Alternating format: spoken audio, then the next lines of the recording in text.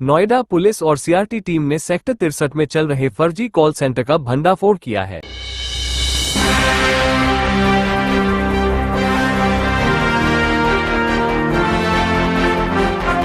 Insta solution नाम से चल रहे इस सेंटर से 76 लोगों को गिरफ्तार किया गया, जिनमें 67 युवक और 9 युवतियां शामिल हैं। ये ठग अमेरिकी नागरिकों को स्काइप और बग तकनीक के जरिए फंसाकर ठगी करते थे। पुलिस ने छापेमारी में 58 लैपटॉप, मोबाइल फोन, राउटर और अन्य उपकरण बरामद किए हैं। डीसीपी सेंट्रल नोएडा शक्ति मोहन अवस्थी के मुताबिक ये गिरोह अमेरिकी नागरिकों के कंप्यूटर में बग भेजकर समस्या पैदा करता और खुद को माइक्रोसॉफ्ट का अधिकारी बताकर $99 या उससे ज्यादा की रकम वसूलता था। ठगी से अर्जित धन को डिजिटल करेंसी और हवाला के जरिए भारत में लाया जाता था। मामले की गहन जांच जारी है। और ये कब से चल रहा था? सीआरटी पुलिस और थाना सेक्टर 63 की संयुक्त कार्रवाई में एक यूएस सिटीजन से ठगी करने वाले कॉल सेंटर का पर्दाफाश हुआ। इसमें टोटल 76 लोगों की गिरफ्तारी सुनिश्चित की गई है और इसमें 4 जो मुख्य संचालक हैं इस कॉल सेंटर के, उनकी भी गिरफ्तारी सुनिश्चित की गई। इसमें टोटल 76 में 9 महिलाएं हैं और अन्य पुरुष शामिल हैं। इन लोगों का मेन मॉडस ऑपरेंडी ये रहता था कि पहले ये लोग पैसे देकर ईमेल ब्लास्टिंग करवाते थे। ईमेल ब्लास्टिंग का मतलब होता है कि ये लोग 10,000 लोगों को एक साथ ईमेल कराते थे और उसका ये लोग फिक्स्ड अमाउंट एक पर्टिकुलर पर्सन को देते थे। ईमेल ब्लास्ट होने के बाद जब उसमें बग का मैसेज लिख के आता था, यानी कि जब यूजर्स को पता लगता था कि उनके कंप्यूटर में कोई समस्या है और जब उस लिंक पे क्लिक करते थे तो एक ब्लू कलर की स्क्रीन आ जाती थी और उस स्क्रीन पे लिख के आता था कि कृपया इन नंबरों को कॉल करें अपनी समस्या का समाधान करने के लिए। जब यूएस के सिटीजन इस नंबर पर कॉल करते थे तो कॉल इस कॉल सेंटर पर लैंड होती थी जहां पर दबिश दी गई और जिन लोगों को अरेस्ट किया गया। जब ये लोग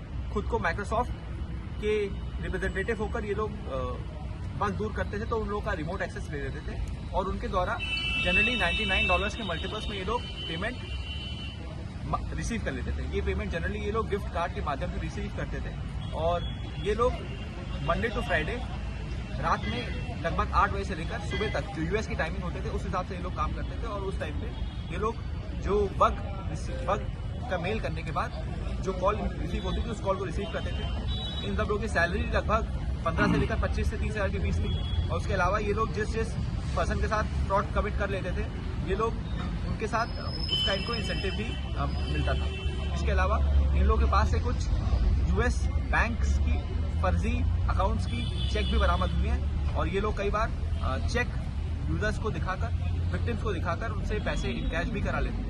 इनके पास से और भी कुछ यूएस के सिटीजन्स के डॉक्यूमेंट बरामद हुए हैं जो फोर्ज्ड हैं और हम लोग उसकी भी आगे जानकारी कर रहे हैं। इस मामले में हम लोग यूएस एम्बेसी को भी सूचना देंगे और वो भी अपने स्तर से इस पर कार्रवाई करेंगे। सर, डेटा प्राइवेसी एक बड़ा फैक्टर है, उसमें डेटा कहाँ से मिलता था? क्या वैसे लोग भी कुछ चिन्हित किए, उनको भी पकड़ा? इन लोगों ने एक यूएस सिटीजन का नाम लिया जिनसे ये लोग जो डार्क वेब से डेटा कलेक्ट करता था और जिसको ये लोग बिटकॉइन में पेमेंट करते थे और बिटकॉइन के बाद वो ईमेल ब्लास्टिंग करवाता था। तो हम लोग ने उस पर्सन को भी अपनी पीएचडी का पार्ट रखा हुआ है। अब तक कितने ठगी कर चुके हैं ये लोग? लाखों रुपए की ठगी, करोड़ों रुपए की ठगी अब तक लोगों के साथ कर चुके हैं। इसके जो मेन मास्टरमाइंड्स हैं जिसका नाम करुणाल रे है, सादिक है, सौरभ राजपूत है, ये लोग मूल रूप से गुजरात के पास के रहने वाले हैं और पहले भी गुजरात पुलिस के द्वारा भी इसी तरह के अपराधों में ये लोग जेल जाते हैं। इन लोगों ने हायरिंग कहाँ से की थी? जो 74-75 लोग, ये जो 74-75 लोग इन्होंने हायर कर रखे थे, ये लोग इन्होंने अलग अलग जगह से हायर किए थे, परंतु ये लोग ऐसे लोग को हायर करते थे जिनका बात करने का एसेंट,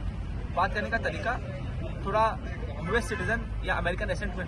तो कितने लोगों को ठग चुके होंगे लगभग? ये लोग अब तक सैकड़ों हजारों लोगों ने। सब कब से चल रहा कॉल सेंटर? ये यहाँ पे करीब 1-1.5 महीने से चल रहा है। इसमें कोई आरोपी ऐसा भी है जो विदेश में पढ़ाई करके आया है? इसमें ये लोग जो पेमेंट्स लेते थे वो कैश कार्ड के माध्यम से लेते थे और कैश कार्ड्स अपना इनकैश कराने के लिए लोग हवाला एजेंट्स के माध्यम से जो यूएस डॉलर में लोग कैश कार्ड्स को कैश कराते थे और उसके बाद हवाला के माध्यम से लोग इंडियन रुपी पे पेमेंट लेते थे। तो ये हवाला वाले एंगल पे आपको जांच? बिल्कुल, हवाला में भी हम लोगों के पास इनके कई लोगों के कम कॉन्टैक्ट और फोन नंबर्स मिले हैं जिस पे हम लोग आगे काम। इनमें से कोई आरोपी ऐसा भी जिसने विदेश में पढ़ाई की हो? हाँ, इसमें भी ऐसे भी हम लोग को पूछताछ में ऐसा तथ्य भी आया जिस पे आगे जांच चली। चाइना का भी कोई कनेक्शन है इस बारे में भी जांच चली। तो ये था सेक्टर 63 में चल रहे फर्जी कॉल सेंटर का पूरा मामला, जहां 76 साइबर ठगों को गिरफ्तार कर पुलिस ने बड़ी कामयाबी हासिल की है। अमेरिकी नागरिकों को निशाना बनाने वाले इस गिरोह की ठगी के नए तरीकों ने एक बार फिर साइबर सुरक्षा को लेकर सवाल खड़े कर दिए हैं। फिलहाल पुलिस मामले की जांच में जुटी है और अन्य जुड़े पहलुओं पर भी कार्रवाई की जा रही है।